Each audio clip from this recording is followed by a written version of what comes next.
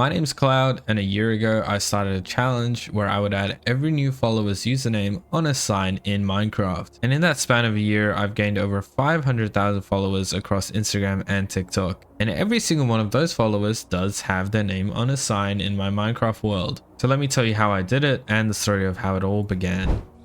So this is where I started my challenge. Right here behind my castle, I started adding all these graves, all these signs by hand, typing each one out. And I thought this would be fine. And at the start, honestly, it was, because I was getting a couple followers every day. But quickly, it started to become too much and I needed to make more room. So I decided to move somewhere relatively flat over here. And this was great for quite a while. Everything you see behind me, I again was adding manually by hand. I was typing out each and every person's name on the signs, and I was collecting all the materials for these graves. But then something crazy happened.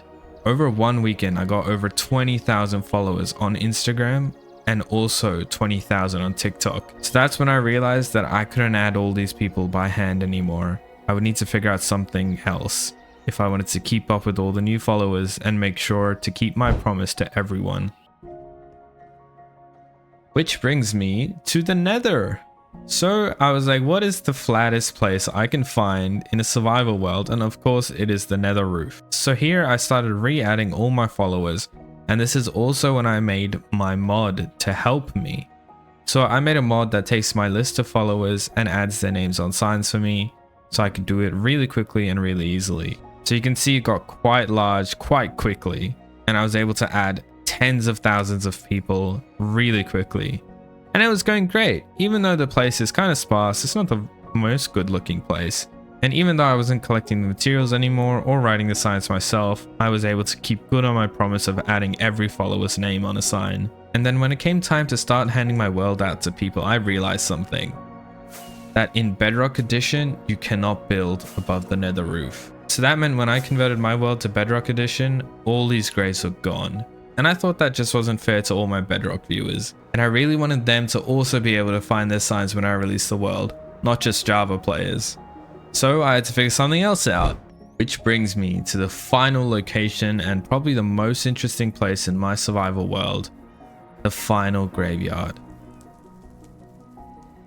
Here I've been adding statues of influential Minecraft content creators throughout the years, as well as supporter custom graves and builds, as you can see. And then behind me is the biggest Minecraft graveyard in history. And probably that will ever exist, but we'll see. So here I am, and you can see how big these statues are and everything, and then this is how big the graveyard is.